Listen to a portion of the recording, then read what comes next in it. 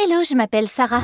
Laisse-moi te raconter une histoire qui prouve que rien n'est impossible. J'ai perdu non seulement mes jambes, mais aussi mes parents dans un accident de voiture. Après ça, je suis partie vivre dans une maison d'accueil adaptée. C'était pas mal là-bas, mais je trouvais que ça manquait de confort familial parfois. Un jour, le directeur de cette maison d'accueil est venu dans ma chambre. Sarah, je veux que tu rencontres quelqu'un. Un joli couple est entré. Voici monsieur et madame Rant. Bonjour. Je me demandais bien qui étaient ces personnes. Sarah, on aimerait t'adopter. Quoi? Alors ça, je m'y attendais pas. Je suis restée sans rien dire et je ne savais pas comment réagir. On espère que tu aimeras vivre avec nous. Adopter une adolescente avec des problèmes de santé est une chose très noble à faire. Ils avaient l'air tellement heureux. J'avais vraiment l'impression que c'était de bonnes personnes. C'est comme ça que ma nouvelle vie a commencé. J'ai enfin découvert ce que c'était que de dîner avec ses parents, d'aller au parc et de faire d'autres choses agréables en famille. Les autres personnes de mon âge prenaient ça pour acquis. J'étais heureuse et mes nouveaux parents avaient l'air encore plus heureux que moi. Un soir, papa est rentré avec un gros sourire. Sarah, j'ai de bonnes nouvelles. Je t'ai inscrit à l'école. Trop cool! J'ai toujours rêvé d'y aller.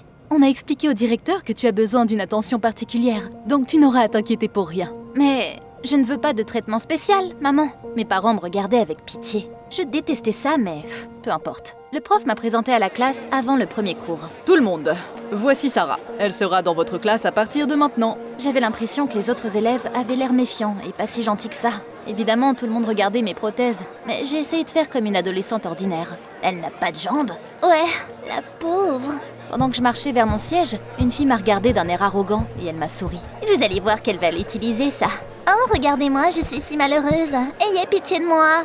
C'est quoi ces conneries? Je ne ferai jamais ça. J'ai décidé de me concentrer un max sur mes études pour que personne ne pense que les profs me donnent de bonnes notes par pitié. Des jours se sont écoulés. J'ai essayé d'être gentille avec les autres, mais j'avais l'impression qu'ils étaient inaccessibles. Puis évidemment, Chloé rajoutait de l'huile sur le feu en parlant dans mon dos. C'était tellement rageant. Un jour, en revenant des cours, j'ai vu un homme chez nous. Monsieur Peterson, voici Sarah. Monsieur Peterson m'a regardé avant de regarder attentivement mes prothèses. Très bien, nous ferons ce que nous avons convenu. De quoi il parlait? Je ne comprenais plus rien. Après que l'invité soit parti, je leur ai demandé. Il m'a regardé bizarrement.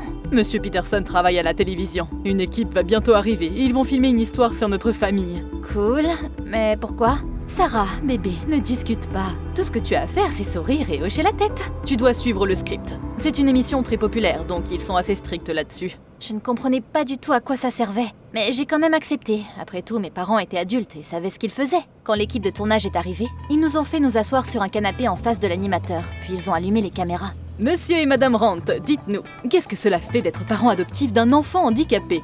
Oh, c'est assez difficile. Mais avec mon mari, on savait dans quoi on s'embarquait. Et on n'a jamais été aussi heureux. Notre amour pour notre fille nous aide à surmonter toutes les difficultés. Je n'aimais pas vraiment ce qu'il disait, mais je n'ai pas arrêté de sourire, comme promis. Une fois que l'émission a été diffusée, ma vie a radicalement changé à l'école. Hé Sarah, je t'ai vue à la télé. Ma mère a même pleuré après avoir regardé l'émission.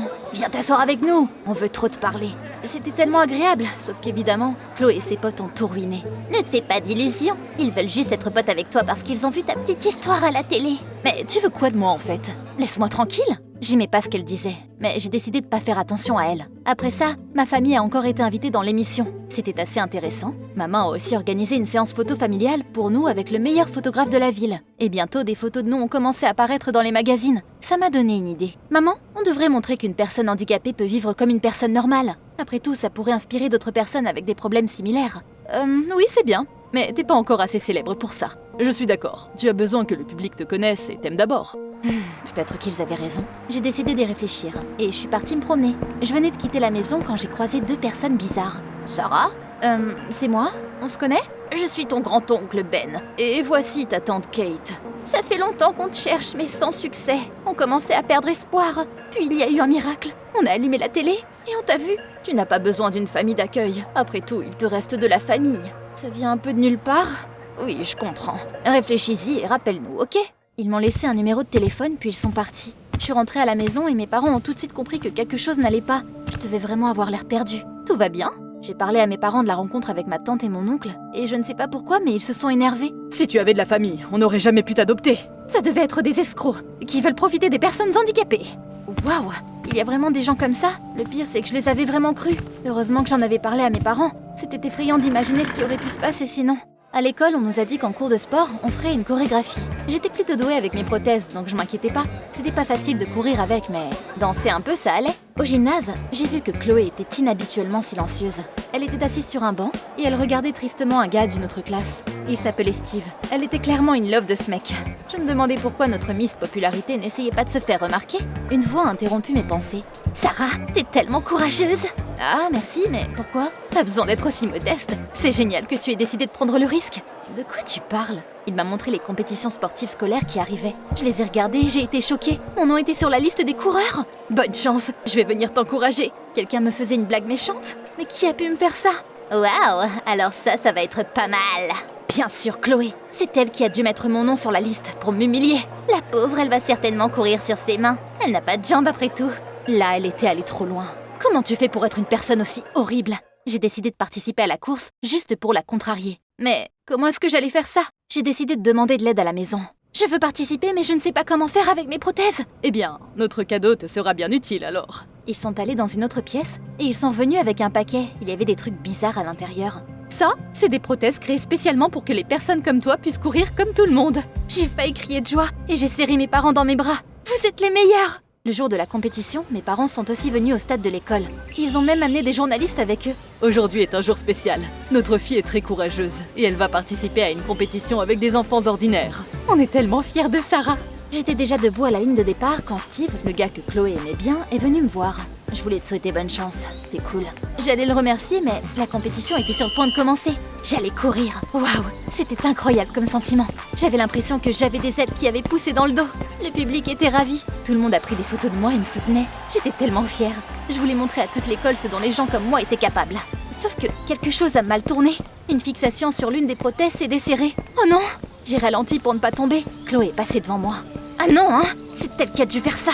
Elle avait certainement vu Steve venir me souhaiter bonne chance et elle s'était lâchée. Elle était insupportable. J'ai été une des dernières à finir. Heureusement, je n'étais pas tombée.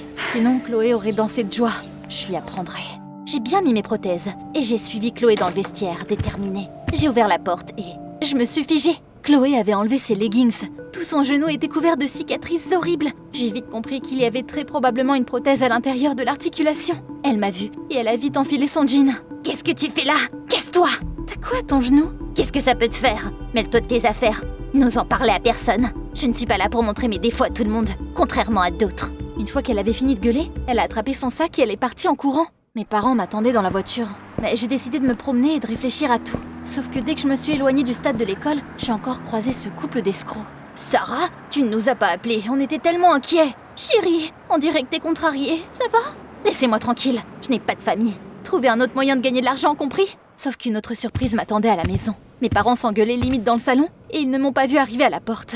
Rien ne se passe comme prévu. Elle ne restera pas populaire longtemps si ça continue. Le public adore les histoires tristes. Elle devrait être pitoyable, sauf qu'elle continue de faire comme si elle allait changer le monde.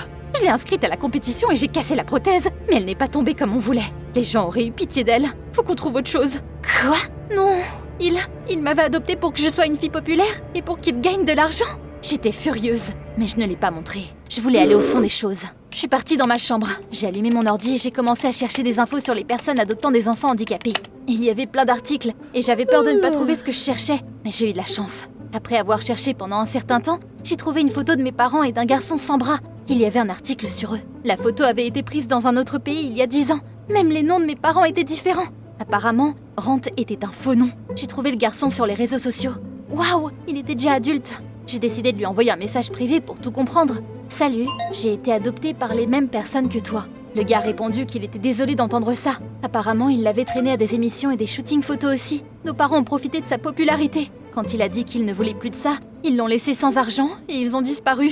De vraies ordures. Je promets que je vais m'en occuper. Il m'a souhaité bonne chance. J'ai attendu qu'on me laisse seule à la maison pour que je puisse me faufiler dans la chambre de mes parents. Apparemment, ils avaient déjà cherché des internats pour handicapés dans d'autres pays. Je savais comment mettre fin à ce cauchemar. Ça me prendrait juste un peu de temps. C'était dur de faire genre que je n'avais rien entendu, mais j'ai réussi. Lors de la dernière leçon de chorégraphie, tous les élèves danseront en couple. La meilleure paire dansera sur scène lors du prochain concert.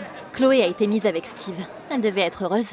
Avant le cours, j'ai décidé de prendre l'air dans la cour de l'école. Je suis sortie et j'ai vu Chloé dans un coin toute seule. Attends, elle était vraiment... Chloé, tu pleures? Ça ne te regarde pas.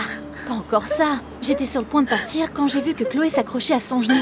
Je savais ce qu'elle traversait. Parfois la douleur était insupportable. Tiens, prends ça. C'est quoi? Un antidouleur? J'en ai toujours sur moi. Chloé a pris les pilules et elle a même murmuré quelque chose comme un « merci ». Après ça, elle a dansé avec Steve comme si de rien n'était. Apparemment, mon antidouleur a bien marché. Le professeur était ravi et il a dit qu'il représenterait l'école au concert. Pour être honnête, j'étais heureuse pour Chloé. Quand je suis rentrée à la maison, mes parents m'ont dit qu'il y aurait une nouvelle séance photo bientôt. Ça sera en live. Tu sais quoi faire. Sourire. Ah, parfait. Je leur montrerai quelque chose d'inoubliable. Le jour du tournage, j'étais prête à les exposer. Nos téléspectateurs veulent connaître la vie des parents qui ont un enfant handicapé à leur charge.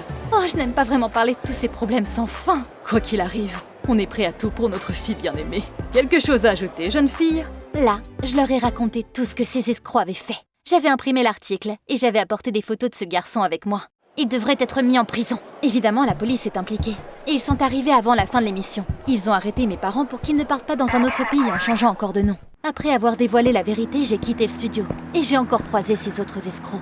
Je vous ai déjà dit que... Regarde, Sarah. Il m'a montré une vieille photo. Sur la photo? Quoi? C'était moi, sauf que j'étais toute petite. Et à côté de moi se trouvaient mes vrais parents. Ainsi qu'oncle Ben et tante Kate. Ils avaient tous l'air si jeunes. Tu vois, on n'est pas n'importe qui. On n'a pas d'enfants à nous. On serait tellement heureux si tu faisais partie de notre famille. Je suis désolée d'avoir douté de vous. Je suis partie vivre avec ma tante et mon oncle. La police a condamné mes parents adoptifs, ce qui a annulé l'adoption. J'ai continué à étudier. Un jour, Chloé est venue me voir dans le couloir de l'école. On peut parler? C'était bizarre ça. D'habitude, elle me harcelait ou m'ignorait. Oui, bien sûr. Il s'est passé quelque chose? Je voulais m'excuser. Waouh, c'était inattendu. Apparemment, il y a quelques années, Chloé avait eu un accident pendant les vacances d'été. Et elle avait gravement endommagé son articulation du genou. Depuis, elle a une prothèse. Elle avait peur que les gens de sa classe pensent qu'elle soit bizarre, et elle a caché sa blessure à tout le monde. Elle pensait que si les autres étudiants l'apprenaient, elle ne serait plus populaire. C'est pour ça que je t'aimais pas. Je pensais que tu faisais exprès de montrer ton handicap à tout le monde, pour que les gens aient pitié de toi. Mais l'émission m'a vraiment ouvert les yeux. J'ai compris que tu n'avais pas besoin de pitié pour devenir populaire. Chloé, tu ne devrais pas avoir honte de ton corps. Ça ne changera rien. Donc tu devrais vivre ta vie comme tu le veux. Rien n'est impossible. J'ai dit à Chloé une chose à laquelle je pensais depuis longtemps. On doit montrer aux autres que les personnes handicapées ont aussi des vies intéressantes. Soyons un exemple pour les personnes qui ont honte de leurs blessures et pensent qu'elles ne sont plus normales. Avec Chloé, on a créé un vrai projet social et on a fait un shooting photo ensemble. Les photos étaient incroyables, tellement représentatives et vivantes. J'ai reçu de l'argent comme compensation de la part de mes parents adoptifs. Et on l'a utilisé pour imprimer des livrets de motivation. On les a amenés nous-mêmes dans les hôpitaux et les centres sociaux. On nous a même demandé de parler à la maison d'accueil dans laquelle je vivais avant. À la fin de cette année scolaire, il s'est passé un autre truc agréable. Le principal a appelé Chloé et moi sur scène. Notre école est fière d'avoir des élèves aussi courageuses et fortes. Je n'avais jamais entendu autant d'applaudissements de ma vie. Après ça, Steve s'est approché de Chloé. Chloé, je pensais que tu étais arrogante et une drama queen, mais maintenant je savais que j'avais tort. Ça te dit d'aller à un date avec moi? Waouh, j'étais tellement heureuse pour mon amie. Et ouais, t'as bien entendu, on est devenus amis. Je me suis mise à fond dans le sport. Maintenant, je participe à des compétitions et je reçois même des récompenses. Mon oncle et ma tante me soutiennent. Et toi, tu surmontes aussi les difficultés quoi qu'il arrive? Dis-moi tout dans les commentaires. Yo tout le monde! Tu kiffes voir ta vie représentée en vidéo? T'as des histoires tellement gênantes que même tes potes ne sont pas au courant? Ne me dis surtout pas si c'est le cas, parce qu'elles ont leur place sur la chaîne anonyme s'il vous plaît. Jette-y un coup d'œil, clique ici.